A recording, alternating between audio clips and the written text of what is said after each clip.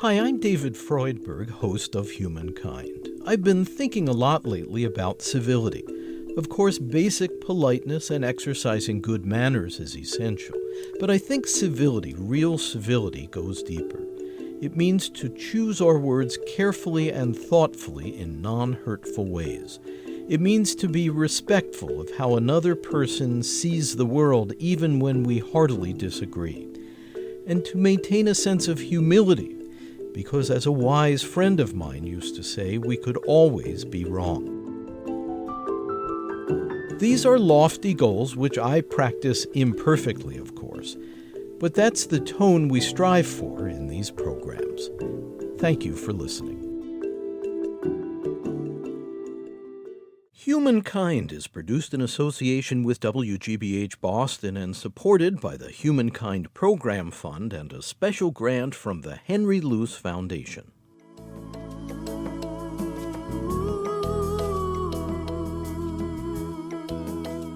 We can have an injury to our dignity, it can be trampled upon, it can be wounded, but it can't be taken away from us. It can't be stripped out of us. It's the inner world. It's the substance of our inner world. The importance in a conflict of honoring your opponent's dignity and of maintaining your own. You're listening to Humankind. I'm David Freudberg.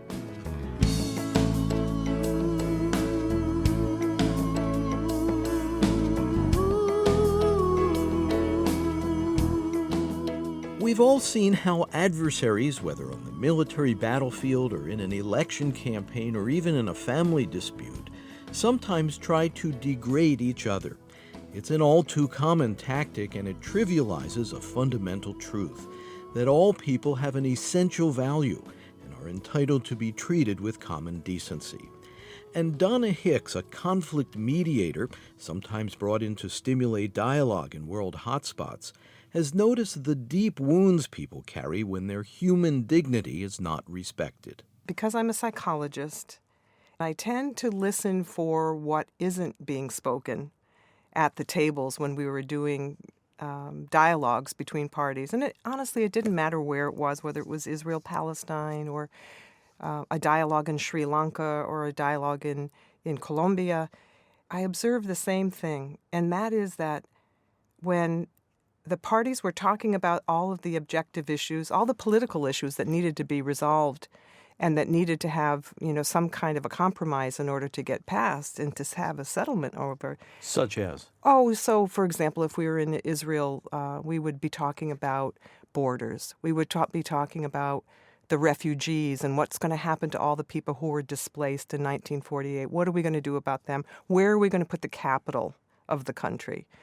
And I call those the objective political issues. But at the same time, I would also see something that was happening that what I call was a conversation that took place under the table.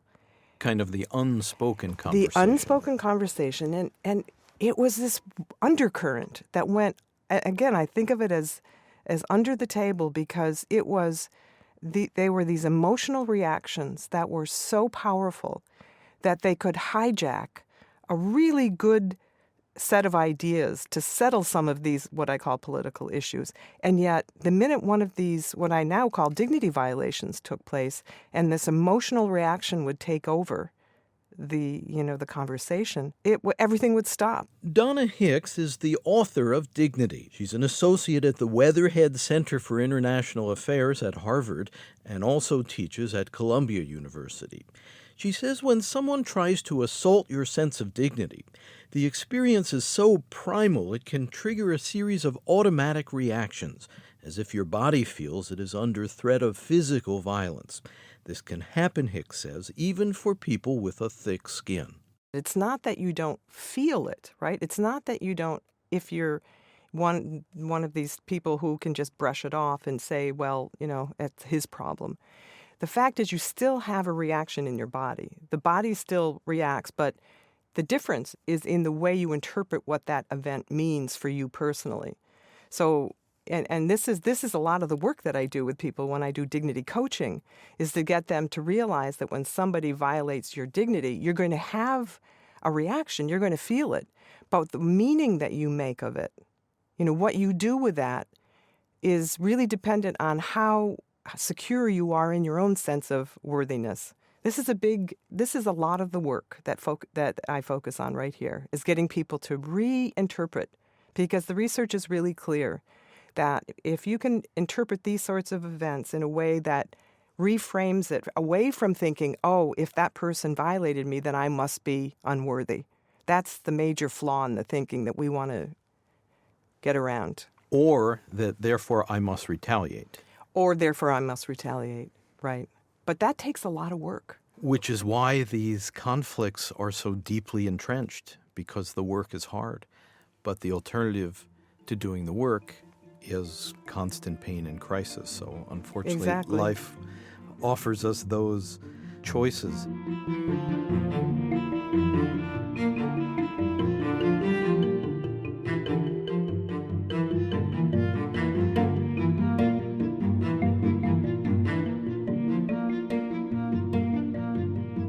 You've worked with Archbishop Desmond Tutu, who served as the Anglican Bishop of South Africa and was winner in 1984 of the Nobel Peace Prize. I wonder what you may have observed in his manner and how he has interacted with people that gave him the evident qualities he has of a peacemaker. Well, I would say that first and foremost, he has a very clear sense of his worthiness.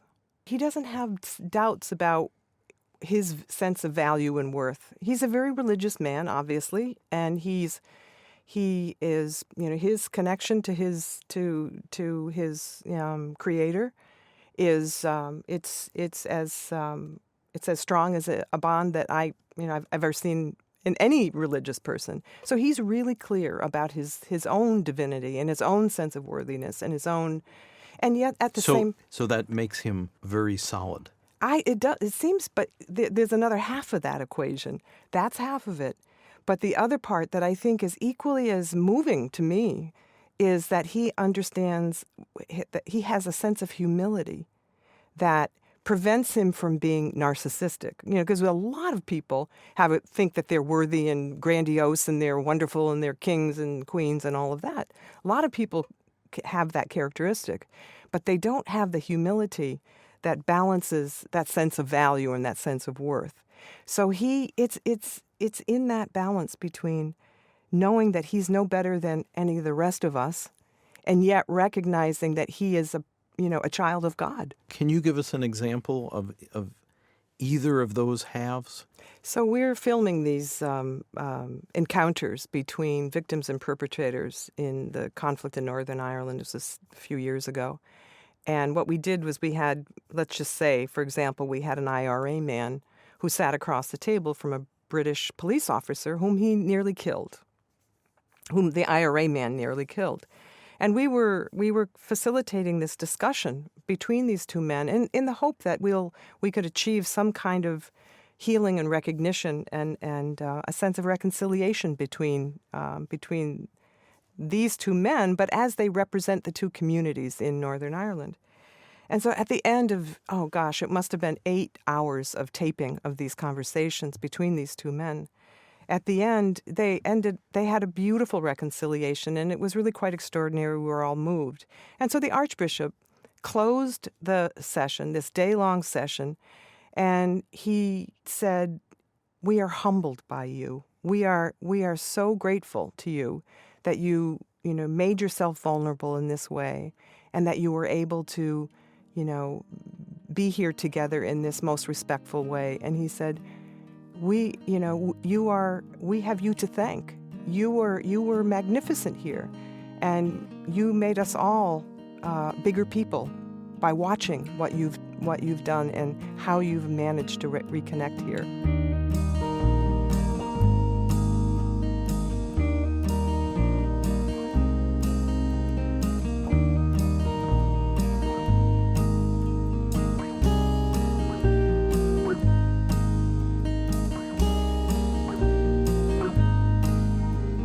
I'd like to ask a little bit, if you're comfortable, about your own story, whether conflict has been a part of your personal life, and if that's a reason you're drawn into this work. Without a doubt. The truth is I had a difficult upbringing. I experienced a lot of now what I call witnessing of ways in which my parents were really quite disrespectful toward each other. They fought all the time. They were from two different classes. My mother was a Polish immigrant, and my father was from a upper class community here in the Northeast. And it was just stunning for me as a child to witness and to experience the horror of seeing one's parents, whom as a child I loved them both, but yet to see how brutally they were treating one another. And and oftentimes my sisters and I would get caught in that crossfire as well. And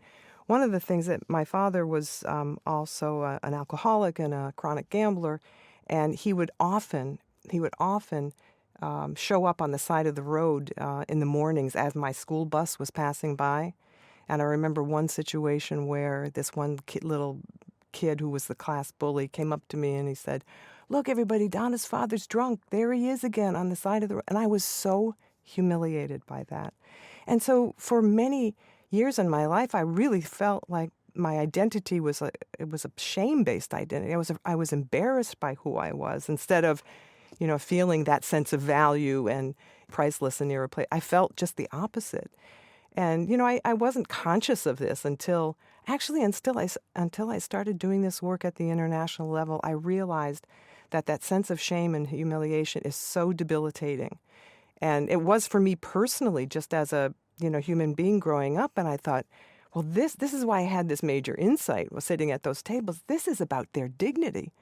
This is about their sense of worth and value. And really what they wanted to be saying at those tables were, how dare you treat me this way? Can't you see I'm a human being? How dare you? And so those roots were very deep in me. That connection was quite clear. Was it hard for you to come from that feeling as a child of shame, of humiliation, to a place where you're able to feel more whole and more comfortable in yourself? Oh, yes. I mean, I can say now, well, it was most of my adult life. It took most of my adult life to get straight about my worthiness after years of therapy. And if you think about that in terms of what happens at these in these community level conflicts, interethnic conflicts, and identity conflicts that I work on, you can understand. It's so much easier to understand how, if they have endured historically so many, continuous and chronic dignity violations from the other side, you can understand why this relationship is so hard to put back together again. But David, this aspect doesn't get talked about in these formal negotiations. I promise you, they do not get talked about, and this is the reason why. I'm sorry. Why is it taboo? Well, first of all, we don't like to admit we've been wounded emotionally.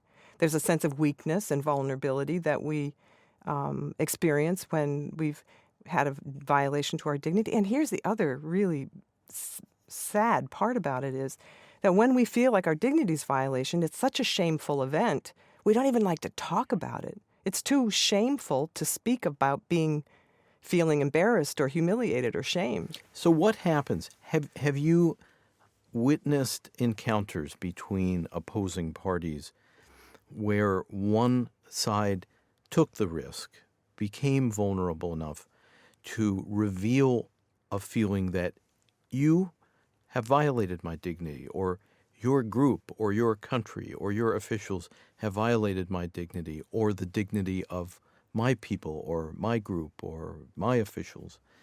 Does it change the dynamic of the conversation? It does, and although it takes a lot of work to get to the point where one would feel comfortable talking at that level. I mean, I have a whole process that I take parties through, parties who are, having had experience, both sides having experienced violations of, I mean, it's always that way anyway. It's always not just one side violating and the other side being the victim. There's always mutual and reciprocal violations taking place. But most importantly, David, the work to get to that point where they feel safe enough and safe enough to be vulnerable, to have that kind of, it takes a long time to get there. And that's the work that I do as a facilitator in preparing them to feel all right and to recognize that not only is it not weak to be vulnerable, but it takes an extraordinary amount of strength to be that vulnerable.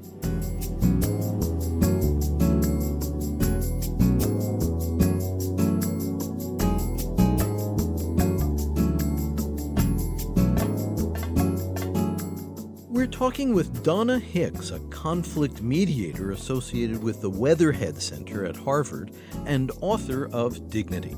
You're listening to Humankind. I'm David Freudberg. For more information on this segment, Dignity with Donna Hicks, please visit humanmedia.org.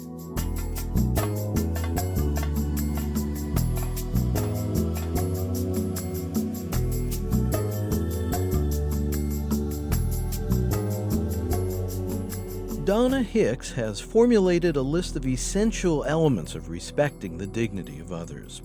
These include seeing others as neither inferior nor superior to you, paying full attention to people who voice their concerns to you, and giving others the benefit of the doubt rather than attributing bad motives at the outset.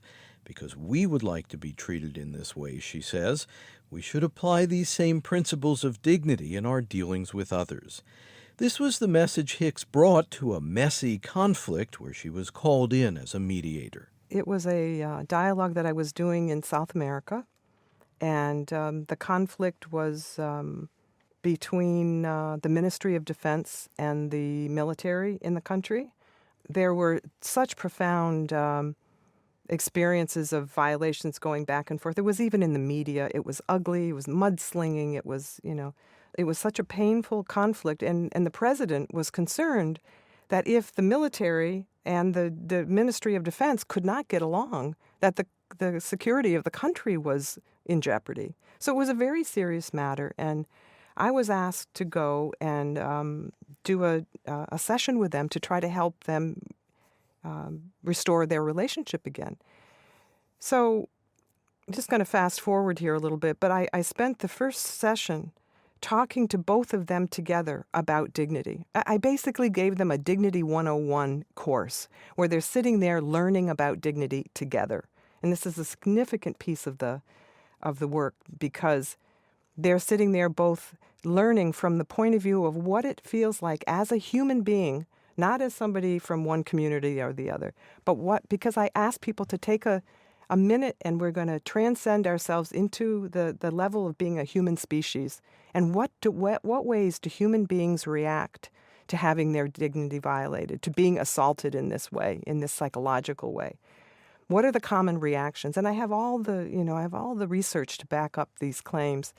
And, I do things like saying that shame is, people have this tremendous shame reaction. They withdraw or they fight and they seek revenge, all things that we know about, right? But it's just that people haven't, when they hear that together and they understand that everybody is vulnerable to having their dignity violated, and we're not bad people, we're just vulnerable people.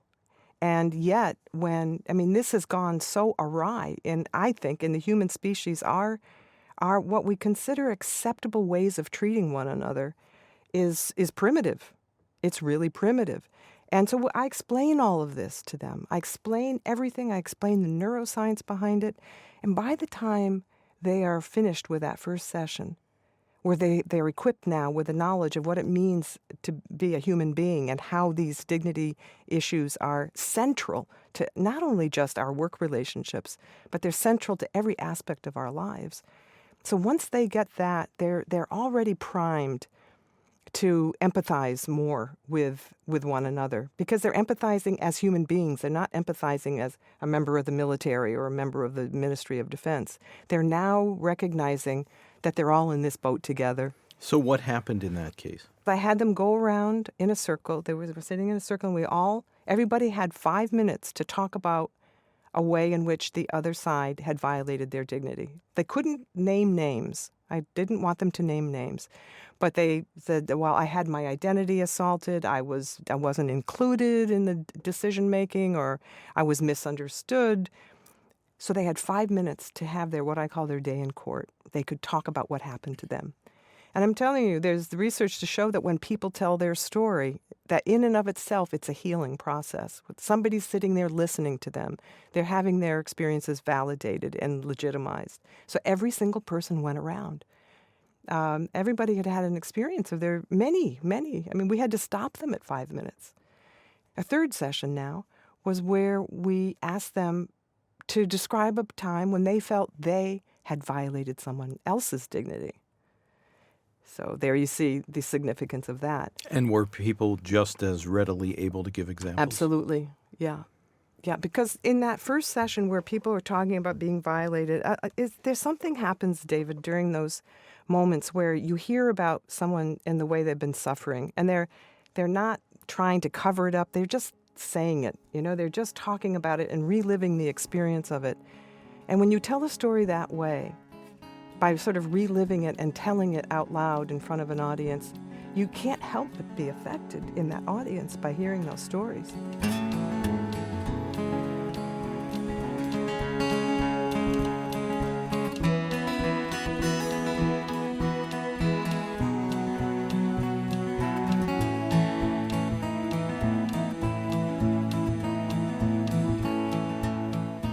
In his foreword to Donna Hicks' book, Dignity, Archbishop Desmond Tutu describes dignity as that inalienable God-given right of all humankind. We seem somehow to have forgotten, he writes, that all beings are equal in dignity. And Tutu points out that if a person has lost their sense of dignity, it is always possible through humility to regain it. We've been talking about honoring the dignity of others. I want to take this a step deeper. What does it mean to honor one's own dignity? In other words, to act in a dignified manner. What are the challenges for us of acting with personal dignity? Well, I think our first task before anything else is really becoming comfortable with the fact that we are valuable and that we are worthy no matter what. Just being comfortable with that. And I have to tell you a story, the story that helped me understand this in a deep way. And that was when Nelson Mandela got out of Robben Island after 27 years of being imprisoned under the apartheid regime. He came out, number one, he didn't harbor any anger or hostility toward any of his white fellow South Africans. But he also told this story about when he first got there and when he first was imprisoned, and he felt that he had to observe the behavior of the guards because he knew in order to survive, he had to know what the guards were up to. And the first day, he recognized that what the guards tried to do was strip the dignity of the political prisoners. They tried to, really make them feel worthless. And Nelson Mandela said, I was so relieved to figure that out. And I thought to myself, relieved? How could you be relieved? And he said, because what I realized was that nobody has charge of my dignity. My dignity is in my hands alone. And somebody might assault my dignity. I might, have it injured. But at the end of the day, I am the captain of my soul. And this is what the movie Invictus was about, if you saw that. Matt Damon. Yeah, that movie that Matt Damon played, because the poem Invictus really helped him, because the last couple of lines were, I am the captain of my soul and the master of my fate, or something like that. And so he really believed that. And I say to people, because self-care and self-dignity is really the first step, because if you don't know your own sense of worth and really have that in a secure place within your inner world, then you're going to take stuff out, all your sense of worthlessness out on other people, just in that scenario I described. Such a strong point. Do you see dignity as something inherent to a person that cannot actually be taken away by the actions of others? Or can someone's behavior harm the dignity of another? Well, our dignity can definitely be harmed, just like our physical bodies can be harmed, right? We're vulnerable to having bones broken, to being cut, being, wounded in all different ways. In fact, if you think about it, all our legal system, all our laws are based on not violating the physical space, the physical bodies of people, right? But let's go back to the principle articulated by Nelson Mandela, that he realized nobody can be the captain of my soul. The attempt by a guard at Robben Island in South Africa under apartheid cannot rob me of my dignity. So which is it? So, all right, I'm really glad you made this distinction, because number one, our dignity can be assaulted. We can have an injury to our dignity. It can be trampled upon. It can be wounded. But it can't be taken away from us. It can't be stripped out of us. And this is what Nelson Mandela has taught us, that there is a distinction about needing to care for the wounds to our dignity. We can definitely have it wounded, but it is never taken away, because it's part of who, it's in our DNA. It's the inner world. It's the substance of our inner world. We were all born with dignity, but we weren't all born knowing how to act like it. All right? We weren't born knowing how to act like it. So what are the challenges to a person who does not want to betray his own dignity?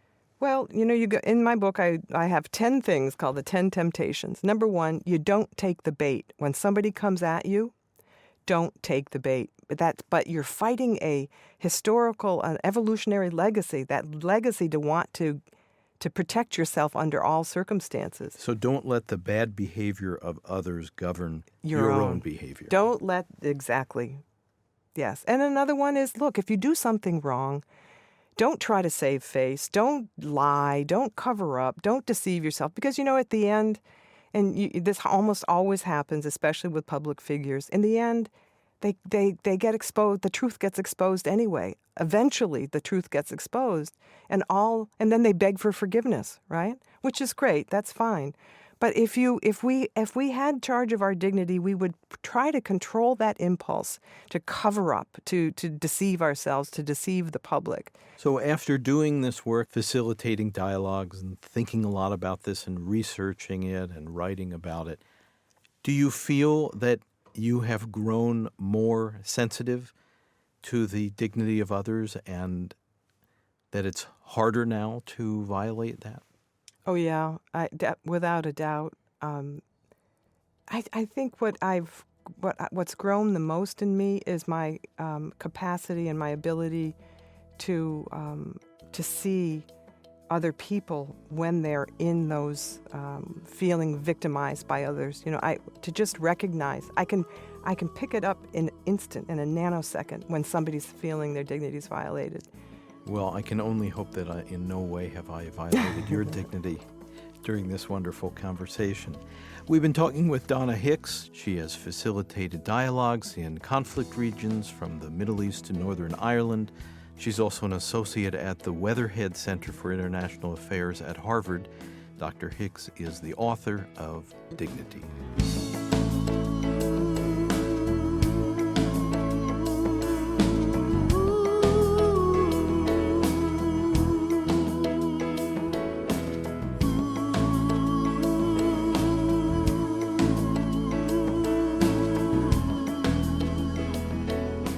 You're listening to Humankind. I'm David Freudberg. Studio recording by Antonio Oliart Rose. Editorial assistance from Thomas Royal and Kathy Graham. Webmaster Brian K. Johnson. Special thanks to Tony Buck.